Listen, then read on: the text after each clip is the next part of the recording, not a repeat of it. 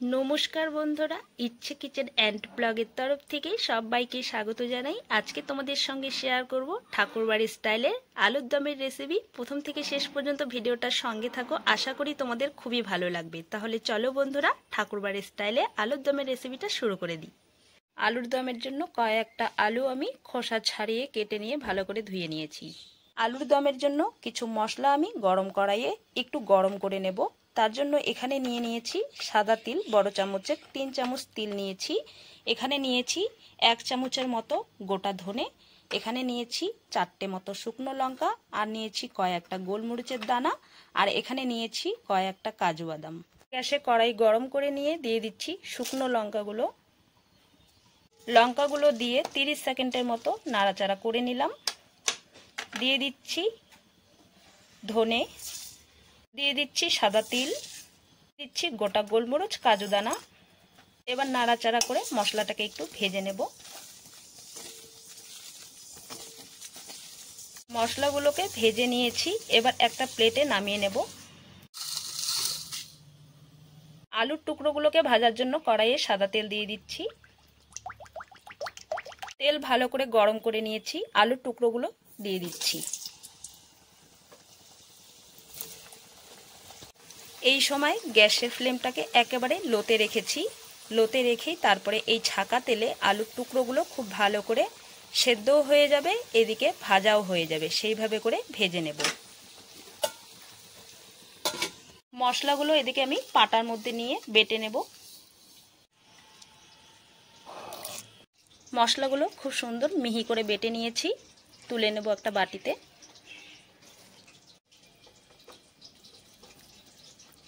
আলু খুব ভালো করে আমি ভেজে নিয়েছি। ভাজার সঙ্গে সঙ্গে আলু খুব ভালো করে সেদ্ধ হয়ে গেছে, এই দেখো। এবার নামিয়ে নেব। ভেজে রাখা আলুর মধ্যে সব মশলাগুলো মিশিয়ে নেব। ভেজে রাখা যে মশলাগুলো আমি বেটে নিয়েছি সেই মশলাগুলোই দিয়ে দিচ্ছি।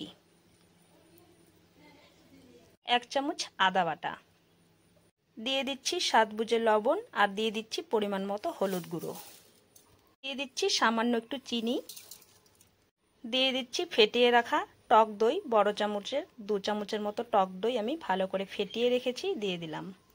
ছোট চামচের 1 চামচ গরম মশলার গুঁড়ো, দিয়ে দিচ্ছি 1 চামচ ঘি। আবার শেষে মশলার বাটি ধুয়ে জল দিয়ে দিলাম। খুব ভালো করে মেখে নেব।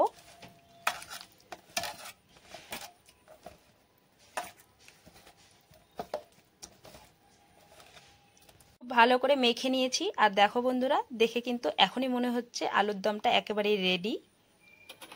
কত সুন্দর কালার এসছে। এবার আমি এর মধ্যে 1 বাটির মতো জল দিয়ে দিচ্ছি। আলু ভাজার তেল অনেকটাই কড়াইয়ে ছিল, আমি কিছুটা তেল কমিয়ে নিয়েছি। এবার দিয়ে দিচ্ছি ফোড়ন। ফোড়নে দিয়ে দিচ্ছি 2টো দারচিনি, 3টে এলাচ, এলাচের মুখ ফাটিয়ে নিয়েছি, একটা দিয়ে দিচ্ছি তেজপাতা। ফোড়নটাকে 2-3 সেকেন্ডের মতো আমি এভাবে ভেজে নিয়েছি, আর এই সময় কিন্তু খুব সুন্দর একটা গন্ধ বেরিয়েছে। সময় আমি দিয়ে দেব মশলা মাখানো ভাজা আলুগুলো।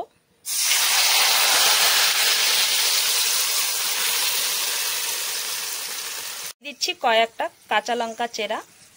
এবার একটু নাড়াচাড়া করে নেব, আর এই সময় গ্যাসের ফ্লেমটাকে লো টু মিডিয়ামে রেখে একটা ঢাকনা দিয়ে ঢেকে দমে বসিয়ে রেখে দেব 30 মিনিটের জন্য। 30 মিনিট পর ঢাকনাটা খুলে নিচ্ছি। দেখো বন্ধুরা, আলুর দমের গ্রেভিটা কতটা সুন্দর হয়েছে, আর কালারটাও কত সুন্দর এসেছে আলুর দমের। আলুর দম একেবারেই রেডি। এবার নামিয়ে নেব। এবার একটা বাটিতে পরিবেশন করে নিচ্ছি। তো বন্ধুরা, আজকে ঠাকুরবাড়ির স্টাইলের আলুর দমের রেসিপি তোমাদের কেমন লেগেছে কমেন্ট বক্সে জানাতে একেবারেই ভুলবে না। ভালো লেগে থাকলে লাইক, কমেন্ট, শেয়ার করে দিবে। চ্যানেলটিতে নতুন হয়ে থাকলে সাবস্ক্রাইব করে আমার পাশে থাকবে। আজকের মতো ভিডিওটা এখানে শেষ করছি। আবার দেখা হচ্ছে নতুন রেসিপির সঙ্গে। তোমরা ভালো থেকো, সুস্থ থেকো।